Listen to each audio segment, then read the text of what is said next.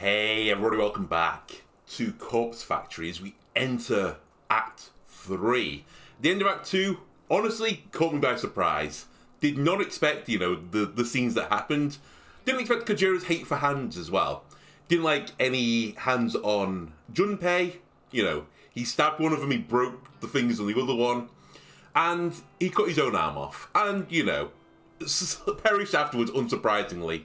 Anyway, Act 3 appears to be from Aoi's perspective. I'm really intrigued to see how this is going to tie in with the human removal service, Ooh, I'm so mad. I really wish I could scream at him. I really, really, really want to scream. But he's one of my best customers.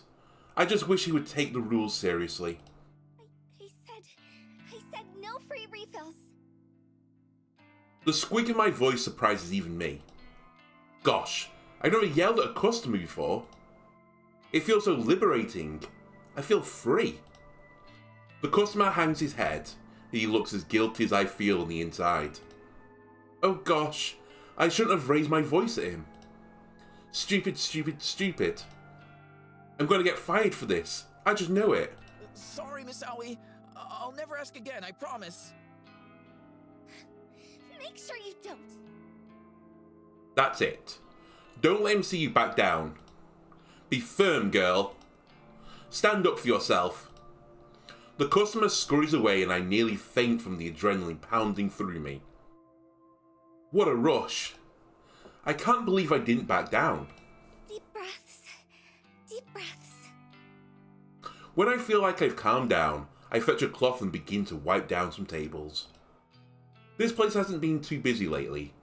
I still shake when I think about the incident last month that drove away a lot of our customers.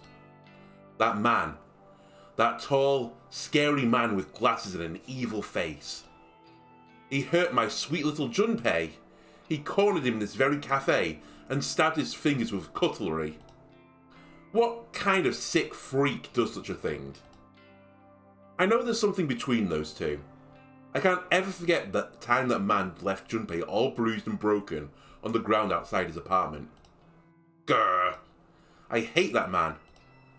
Who does he think he is, bullying my sweetheart? A pleasant little chime rings out from my pocket, and I recognise it as a notification I set to let me know when the cafe is closing. Phew. Guess I better get going. Luckily for me, I'm not on closing duty tonight. My co-workers will take care of all of that. All I need to do is sign out of the employee app on my phone, and my full shift will be automatically recorded. Then I'll get paid on time, just like usual. Bye, everyone. I wave farewell to the other girls and duck out the front door.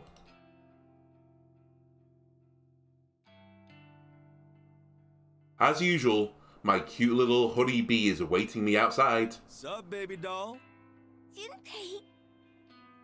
I rush into his arms and give him a big, snuggly cuddle. I'm so happy to see you. Of course, babe. I'm always here for you. How was your shift? Not so bad. Glad to hear it. Guess things really have changed around here. Yep. It's so much better since the old manager left. Good, good. You come tell Junpei if anyone else gives you trouble, yeah? I will.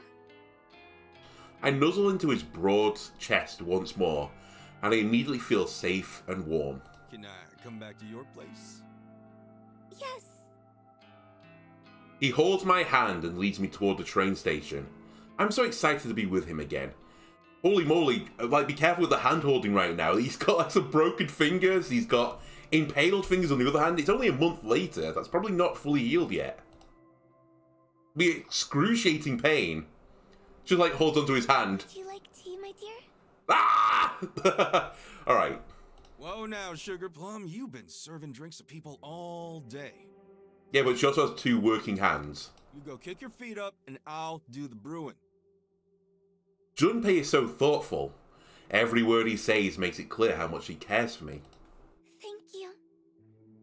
I heed his instruction and nestle myself comfortably into the sofa. As I wait for him to finish up in the kitchen, I scroll through my noise feed.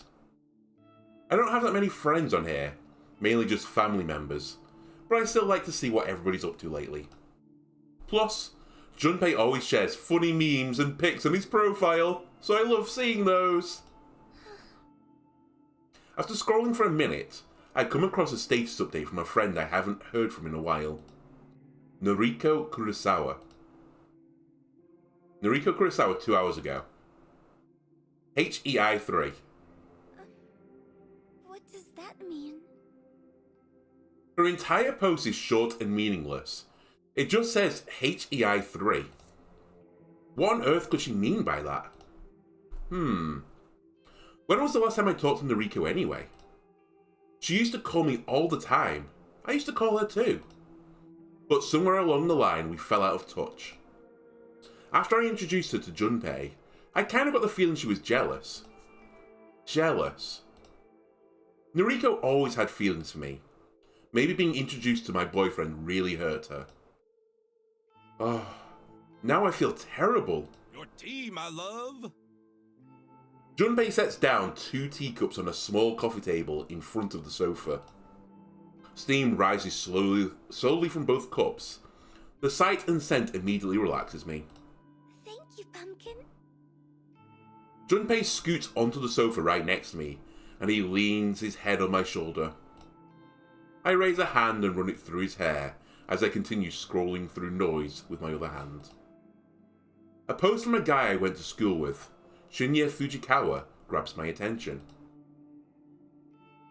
Shinya with a capital S, Fujikawa, 5 hours ago. One step closer to solving the mystery of the deaths around Tokyo. Helping my father, senior detective Fujikawa, collect evidence from the crime scenes. It's like a dream come true! Thank you, father! Yeah, a dream come true. Your father is taking you to, these brutal murders and you're collecting evidence. Interesting. I think Shinya always wanted to be a detective. Come to think of it, we were supposed to work together at Temujin. Shinya lined up that job for me and I... Who's this dude? Junpei's gaze is fixated on Shinya's profile picture. Oh, Shinya? I tap on his pic and load his full profile. We went to school together. I scan through his profile and read some more of his recent posts. 2 days ago, my father, senior detective Fujikawa, has enlisted me to help with his top secret investigation. How can it be that top secret when he's literally been plastered all over the news? Can't divulge any further information. My lips are sealed. Top secret. Yeah, it's really top secret when, you put it on, like, your social media account.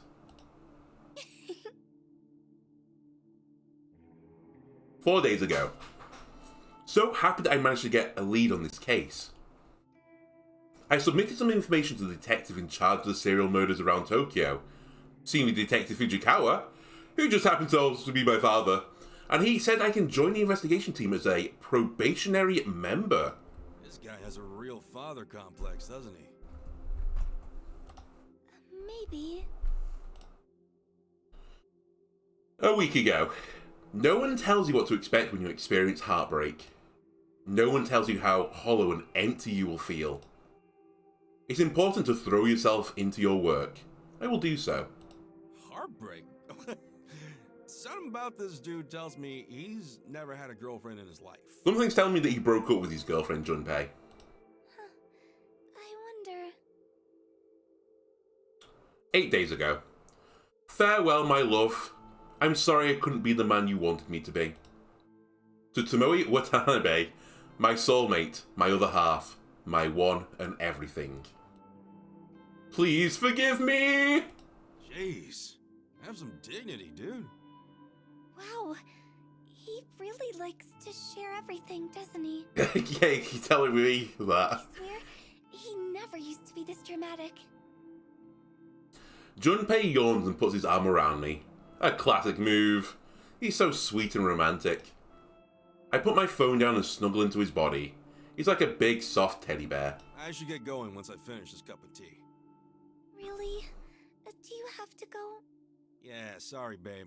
I gotta check in on Mom tonight. Oh, okay. You'll be okay, right? Mm, The thought of being alone forms a pit in my stomach. Don't worry. I'll help you out before I leave. thank you. Junpei takes one last sip of his tea and gets to his feet. I'll check the usual stuff. Yes, please. He walks behind the sofa and ruffles my hair with his rough hand. The bandages wrapped around his fingers feel coarse against my scalp.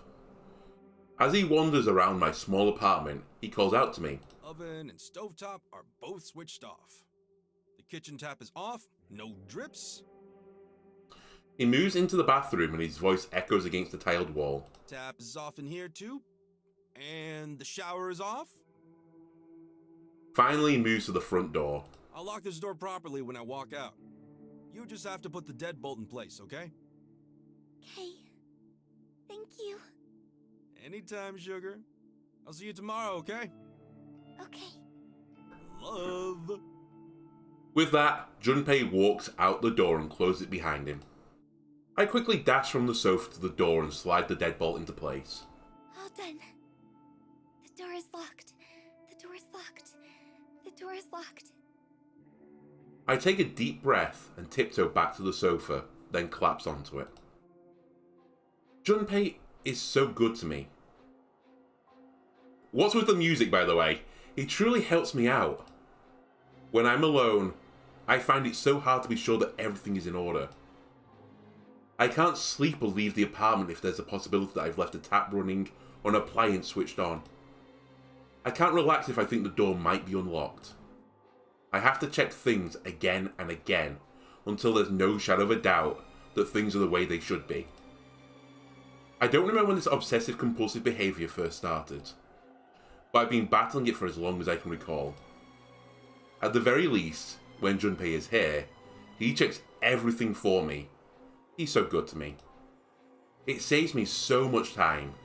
It stops me from having to stand in front of the kitchen sink for 5 minutes, constantly checking and double checking if the tap is running. Logically, I know it's easy to see if water is flowing from the faucet. You can see it, you can hear it, and you can feel it if you slip your hand underneath the flow. But logic rarely applies when I find myself second guessing my own senses. I can glance at the faucet and tell myself it's being turned off properly. It's not dripping. But when I turn away, what if I'm wrong? What if it's actually still running? I feel like my mind is betraying me. I feel like I can't trust anything I see or hear. When in doubt, it should be a simple matter of just quickly checking one more time. But the more I check, the less certain I become. And it's not just the faucet I have trouble dealing with. It's nearly everything. I unplug appliances from the power sockets to make sure they're definitely not still running. I flick light switches on and off 20 times in a row to ensure I haven't left a bulb on when I leave a room. I open and close doors repetitively, and locks are the worst. I have to examine them from every possible angle to convince myself that no one can possibly break in. My condition is completely and utterly fucked up. Struggling against it has caused other horrible afflictions to evolve inside of me. Anxiety, depression, self-hatred. I just feel like I can't do anything without the shadow of my compulsive behaviours looming over me and controlling me. And so tonight, like many other nights, I decide to sleep right where I am, here on the sofa. Getting up and going into my bedroom is too much effort. Sleeping where I am is just much, much easier. I begin to drift off, my face planted against the sofa cushion, my legs draped over the armrest.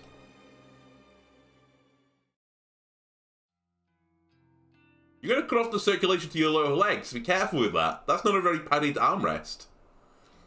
I'm thankful I don't have to work at the maid cafe today. My neck is a little sore from the terrible night's sleep, but I won't let that get me down. It's Monday, the start of a fresh, brand new week.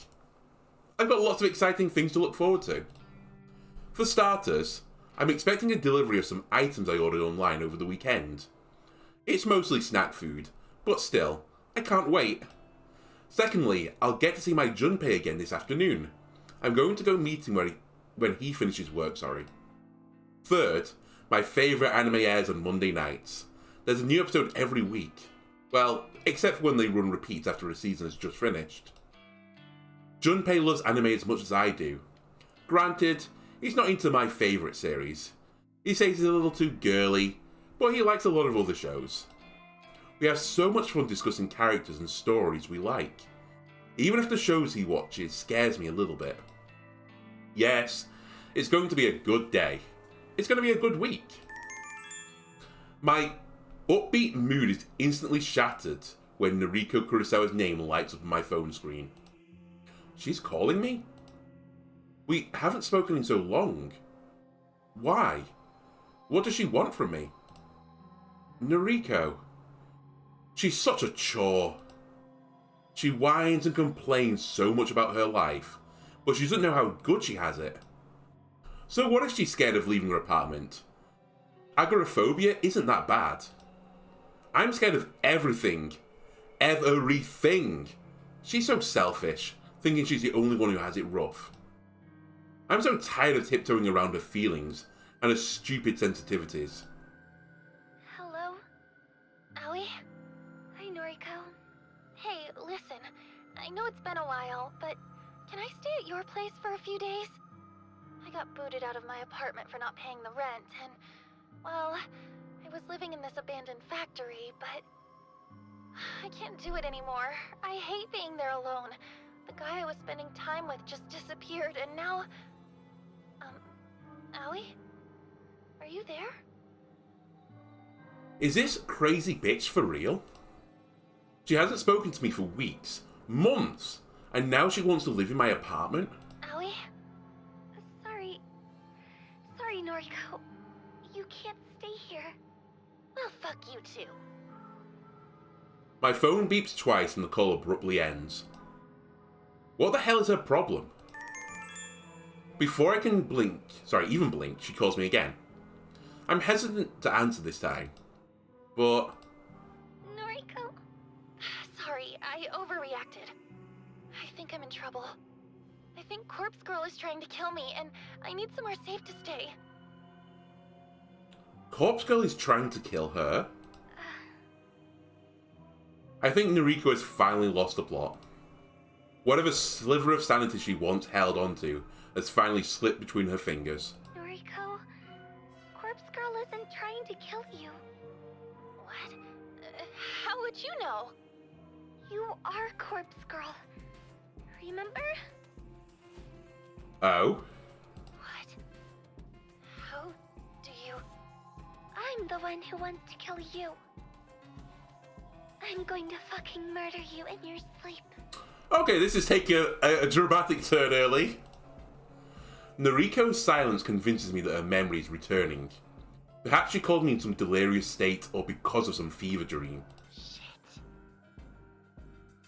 The call disconnects as she curses. That stupid bitch. Did she seriously forget who she was talking to? I've had it up to here with her. As soon as Junpei works out the location of her factory, I'm going to go there myself and slit her throat open with my fingernails. I'll let her bleed out all over me and tell her that she never meant a thing to me. I don't care how much she loves me. I'll end her life quickly, before she has a chance to confess her feelings with one last, gasping, dying breath. Okay, shit really went down in this last month then. Can we wind this back, game, please? Once Noriko is dead, the human removal service will no longer have any competition. And I'll finally be able to take her place as Corpse Girl.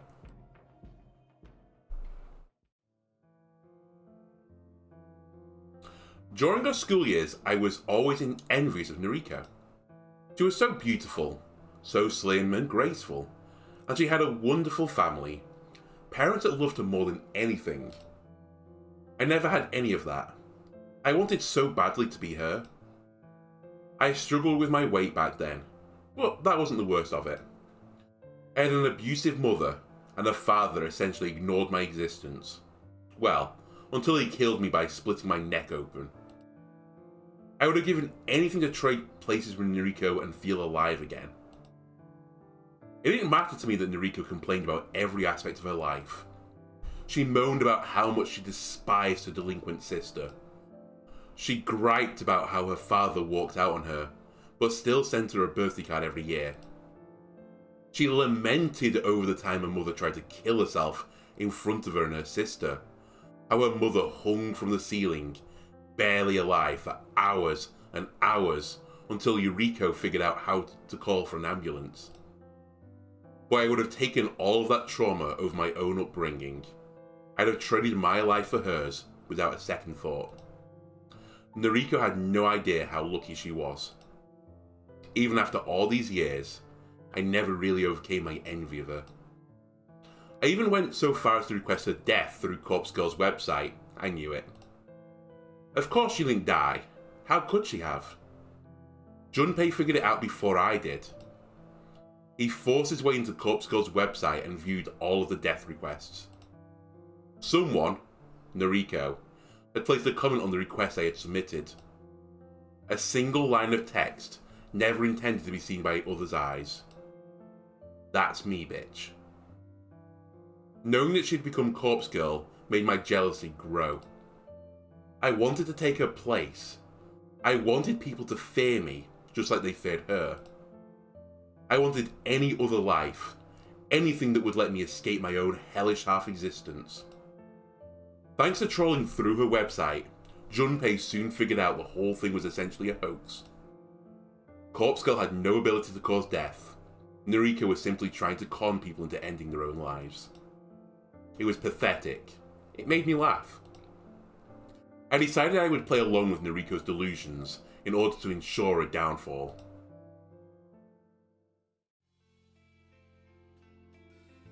It's finally time. I get to meet Junpei at the station and walk him home. Yay! The Noise Corporation office is within walking distance from Shinjuku train station. Getting there is a breeze. Junpei works on the 13th floor of his massive office complex. He's one of the top dogs. Why does everyone call Junpei a dog, even Aoi? He's worked really hard to get to where he is. I'm so proud of him. It's kind of funny to think that I almost got a job near here. The Temujin building is so close to Junpei's office. Noriko and Shinya hooked me up, but I completely bailed on them. Oh well. At the time, I had no idea the love of my life worked nearby. I think I'm right on time, so Junpei should be here any second. As I wait patiently, a familiar-looking girl climbs the stairs and wanders past me. Her outfit is kind of unprofessional. I wonder if she's an office employee. She looks a bit like a troublemaker. Where have I seen her before? She caught me staring at her. Oh no. She's walking towards me. Hey, don't I know you from somewhere? No time to run away. She's right in front of me. Yeah, you're Noriko's friend, right? Aoi? Noriko's friend? Everything's always about fucking Noriko. Yes, and you are... The brash girl swoops her hair out of her face and leers at me. Tomoe, a friend of hers as well. Oh, I suddenly remember where I've seen Tomoe before. I think she was in some of Shinya's photos.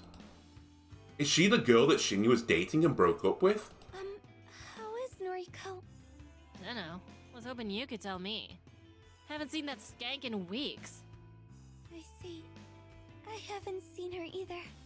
Righto. Well, I'll see you around. Just like that, the girl brushes past me and doesn't even look back. Bye. I watch her as she wanders along the platform. Yo, babe! Junpei! What up, doll? Hey, that chick you were just talking to? She works at Temujin. I see her walking around here all the time. She's the one I told you about. Wait, that's her? Yup.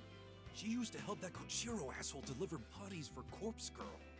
I've been waiting for ages to introduce you to. Oh! Junpei? Why? I nod at Junpei and immediately break into a run. Go get her, babe. Junpei's cheers fade as I leave him behind. Tomoe. She's the one helping Noriko. Helping Corpse Girl. We've been waiting for a chance to follow her. Junpei's been keeping an eye on her, but her actions and movements are erratic and hard to predict. But today, I fortunately have the opportunity to follow her. She's connected to so many people. Noriko, Kojiro, Shinya. They're all involved with Corpse Girl's operation. We want to track them all down, one by one, and cremate them like cadavers. Of course, I'm saving Noriko for last. I'll slice her open and bathe in her blood and be born again from her corpse. I'll assume her identity and live her life and leave my own painful existence behind. I race along as fast as my legs will let me. My feet pound against the train platform, and several people passing by stop to watch me out of curiosity. As long as Tomoe doesn't notice I'm tailing her, then I don't care who sees me. I follow her all the way to the end of the platform, then I blend into the crowd as we board the same train. I knock on the door to what I can only assume is Tomoe's apartment. She answers after just a moment and shoots me a quizzical look. As soon as the door is all the way open, I dash forward and slam into Tomoe with the full force of my tiny body. What the fuck? We tumble into the apartment, though Tomoe doesn't even lose her balance. She's a lot bulkier than I am. She absorbs most of the impact and manages to remain standing. She grits her teeth and plants her hands on my shoulders, only to push me back with a mighty shove. What the fuck are you playing at? He just tackled me! I swing a fist at her face. She catches me off guard when she sidesteps my punch and brings a knee up into my gut. I reel back, but the injury doesn't bother me. Take that, you dumb skank! I'll teach you to attack me! I don't care if you're Noriko's friend! I'll put you in the fucking ground! Her long, fake nails rake across my face, and blood pours from my torn skin. But I stand firm and stare her down. That's not going to help at the maid cafe, I imagine. You're allied with Corpse Girl, right? Is that what this is about? I don't give a shit about all that anymore. It's all behind me. You know Corpse Girl's identity? Of course I do. Why? Are you curious? Got someone you want to have killed? No. I know that it's Noriko. You're damn right. I should have guessed that a friend of hers would be just as psychotic. Noriko can go fuck herself for all I care. I'm done with her shit. So am I. I'm going to kill her. Tomoe raises an eyebrow. That so? Well, she kinda has it coming. I see. Corpse Girl is done and dusted. Doubt the public even remembers her these days. It's all about the human removal service. Noriko's just Noriko now. But I still won't forgive her for what she did to Kojiro. What is she talking about? Does she know something that I don't? What happened to Kojiro? Do you even know who he is? I do. He warned me about her, you know? He said she'd discard us as soon as we weren't useful anymore. Sure enough, she had him killed. Fucking burned him alive. Interesting. Tomoe thinks Noriko killed Kojiro, when in reality, Junpei took care of that freak. He burned the entire morgue down around him. I suppose Kojiro's death caused Noriko's and Tomoe's relationship to fall apart. Everything worked out better than Junpei planned. Noriko will die. And so will you for your role in helping her. Oh, come on. Why are you so insistent on messing with me? I ain't never done nothing to you. Hang on. Even though this girl exudes an air of stupidity, I didn't expect her to actually be this dense. Surely she's figured it out by now. Are you with the human removal service? I don't say anything. You're kidding me. You're the one Noriko has been fighting against this whole time. And you're her best friend. Your point? Are you the leader of your little group? No. Right. When Tomoe pauses to brush her hair behind her ear, I strike. My hand darts forward and grips her throat, and I begin to crush it between my fingers. The girl kicks and flails. She beats her fist against my outstretched arm, but I don't flinch. Her gurgling and thrashing brings me no joy. I wish people would simply accept their fate. Despite how tightly I'm squeezing her throat, she manages to form the beginning of a word. I can only guess that she's trying to call out for Shinya. Shinya, the idiot boy she already broke up with. He can't save her now. I tighten my grip and stride forward, pushing Tomoe back and pinning her against the wall. She kicks out at me and hits me directly in the knee. I refuse to buckle. Her fingers continuously claw at my arm, slashing into my flesh and sending flecks of blood across the room. She thinks she can hurt me, thinks she can fight her way out of her fate. But nothing she does will ever injure me. You can't hurt the dead. This thought repeats in my mind as my face crashes into the floor. A ringing sound in my ears causing me to question what just happened.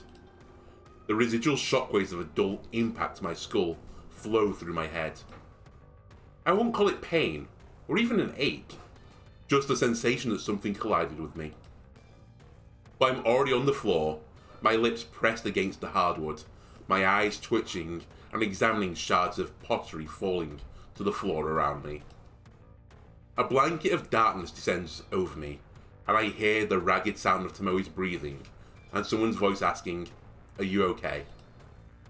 But the question isn't directed at me. I don't think anyone cares that I'm lying here in my own blood.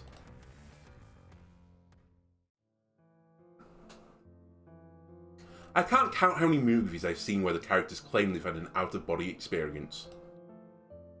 I've heard the stories in real life too. People on the brink of death or unconsciousness tell tales of how they could view their own body from a lofty, spiritual perch. I never put much stock into such nonsense. How can someone dead or dying view the world with any form of clarity? When I died all those years ago, I didn't experience any such thing. It was kind of disappointing, even though I didn't expect much. Being clubbed across the head in Tomoe's apartment was a completely different experience than the time glass shards pierced my neck. What is the time glass shards? What is going on? I feel like I'm teetering on the edge of consciousness, writhing around on the hard floor. I can see some light, some blurred shapes, and I can see my body down below. My body, delicate and frail and slowly decaying. I don't get it. Why would I have an out-of-body experience now of all times? I sure as hell didn't experience anything of the sort when my father slit my neck. So why now? I wonder if any of my victims ever suffered from hallucinations like this before dying. Did Kotomi Ida and all those people on the train platform experience this after I cut them open? Oh, it wasn't Ida, it was her. Did they also help to look down on their own bodies from above as a train screeched past? Emi Katsuno, boy did she scream when I pushed her over the balcony railing. Did her spirit leave her body to look down on a splattered corpse? What about the other nameless souls I've claimed from Noriko's website?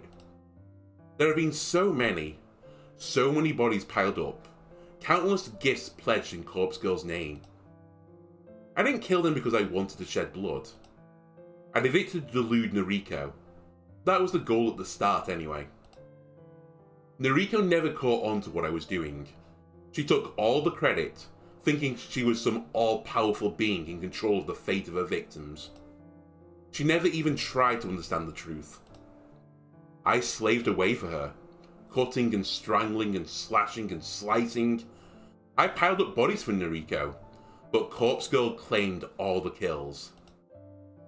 It was a pointless endeavour. I think she would have spiraled into madness even without the power trip. I suppose it doesn't matter now. Things have changed. My only focus now is to kill Noriko. I should have done so right at the start. I'll kill her for wasting my time. As I look down on my body below, I see a girl too scared to go on, too scared to struggle anymore. It's a shame. If I wasn't killed years ago, I might have had the chance to live a normal life. Well, there's nothing else for it. I feel my spirit returning to my body. It's a strange sensation, because I know I'm not returning to life. How could I? I've been dead far too long. My only chance is to claim Noriko's life for my own. I'll become her and discard this rotting, walking corpse.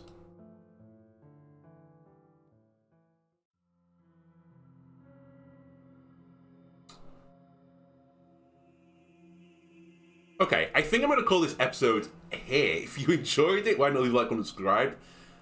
Again, I'm wrapped in this story at the moment. I did not expect Aoi to be this involved with the human removal services, and she was the one performing some of the killings for Noriko to, like, you know, delude her even further. Man, that was unexpected. Anyway, thanks a lot for watching, and I'll see you next time. Goodbye.